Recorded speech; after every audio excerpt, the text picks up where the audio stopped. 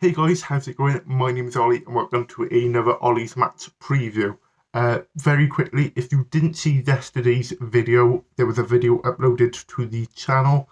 It was a post-match review of the 2-0 victory against Colchester from Saturday.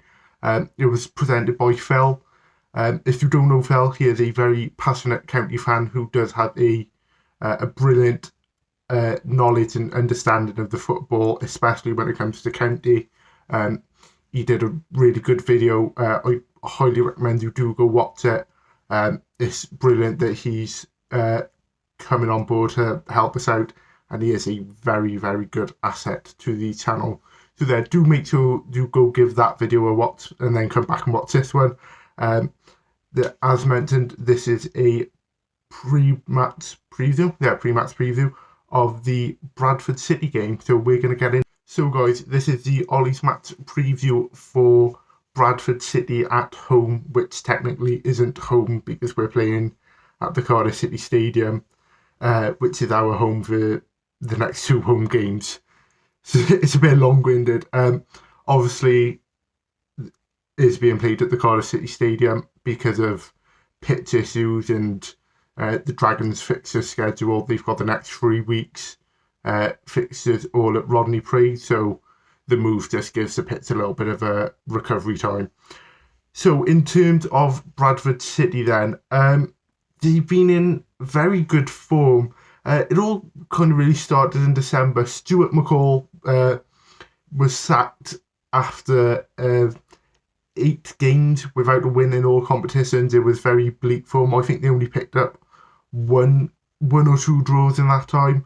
So midway through December, Stuart McCall did leave as manager or sacked. It was one of the two. I believe he was sacked. And Mark Truman and Connor Sellers came in as joint caretaker manager. And shortly afterwards, he was given the job.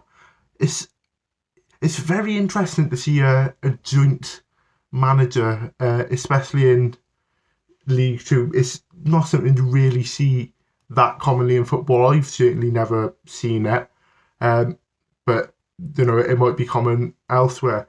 Anyway, they came in as joint managers since Stuart McCall has left, and in their tenure, they've only lost one game. It's very impressive. 15 games played, 11 wins, 3 draws, and 1 loss. That one loss came at the start of February against a playoff chasing Exeter City side. Was a very good game, very competitive, and they only narrowly lost it 3-2. I think it was a Matty J penalty in the 80th minute, which gave Exeter all 3 points. So, yeah, very good Bradford side.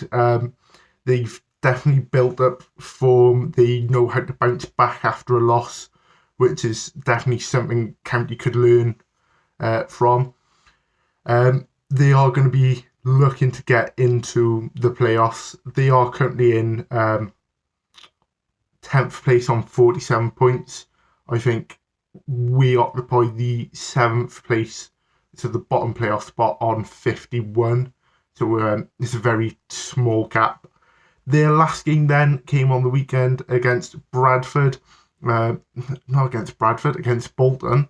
A 1-1 draw was very nearly a 1-0 loss. A Danny Rowe goal in the 93rd minute cancelled out Nathan Delfonso, or Delfononzo. I don't know how to pronounce his name. Delfonso I'm going with, who opened the scoring for Bolton.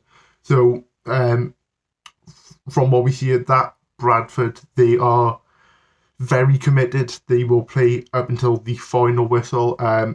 Very similar to a lot of Newport County games. The one that does come to mind is Port Vale at home, where we scored in the 96th minute. So even if it does look like a team's winning 1-0 or 2-1, they're going to want to be watching until the very last minute, because both these teams have the potential to bag a late winner or a late equaliser. So it's a very tantalising game indeed.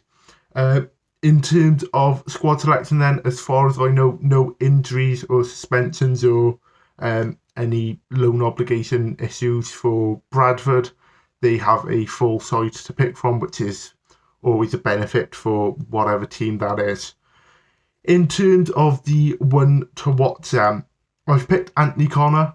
I've got to be very, very careful here because Bradford City have two defenders who play right next to each other, who both have the surname O'Connor, both from the Republic of Ireland. Anthony O'Connor, the player I've picked as the one to watch, is the right back. Powdy O'Connor is the centre back. So they both play right next to each other, and it's going to be very confusing. As we all know, Charlie Brown does not have the best of times with pronunciations and names and whatnot. There's an incident a few weeks ago where he confused Josian and Podrigamon, so he's going to have a very difficult time tomorrow. Anyway, Anthony O'Connor, I'm going to refer to him as Anthony to avoid any confusion. Republic of Ireland, centre-back or right-back. I think since Truman and Sellers have come in, he has been playing as a right-back. He's been consistently putting in great performances, chipping in with assists and goals here or there.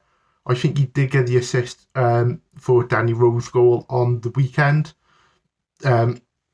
He's very similar to a Liam Shepherd in the sense of he's a defender, a very good right back who will defend, he can clear the ball, but he also likes to run up the wing and dribble a bit.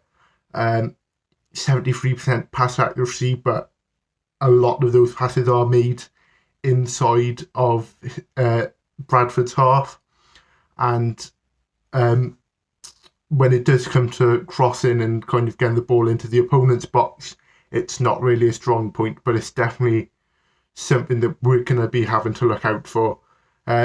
So there, that's who I've picked as the one to watch, Anthony O'Connor at right back.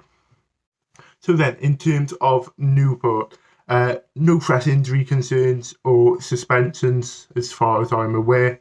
There will be questions raised over David Longking and Jack Evans in regards of their whereabouts and why they're not getting into the first team or even in on the subs bench. But as far as I'm aware, neither of them are injured. We obviously come into this match after the 2-0 victory against Colchester United. It's a very big victory because statistically we never do well in Colchester. I think it was the 1970s since we last won away. So it's very good to break that duck on the weekend. As mentioned, 2-0 win.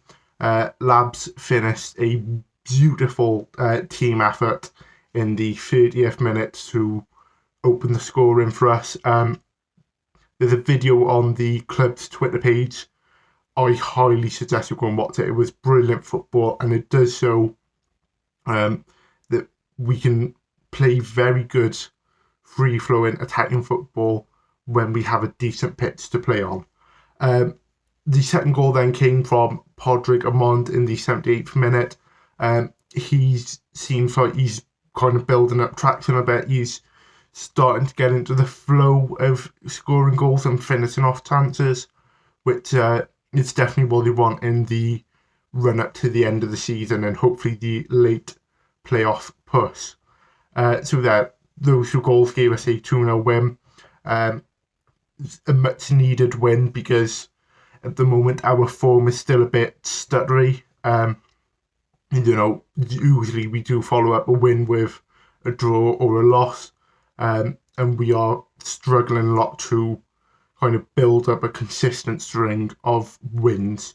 I think where we are very lucky is that the teams around us, and well, to a certain extent, every team in the league this season has struggled to build up a run of wins.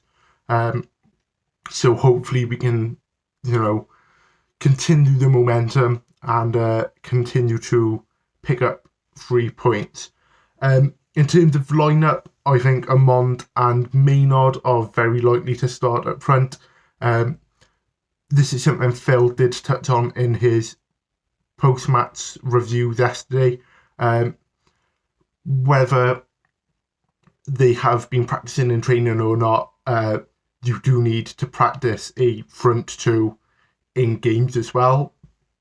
I know a lot of people are very not skeptical, but they are starting to ask a lot of questions about Maynard and whether he's the type of player we should have signed. But as Phil mentioned, sometimes you do need that consistency for a player to come out and really hit form. So Amanda Maynard likely to start up top. The midfield three I'm predicting is going to be Sheehan, Labs and Bennett. I don't see Luke Gambin getting into it apart from probably 5 minutes at the end of the game. It's very confusing why Flynn doesn't seem to want to start him.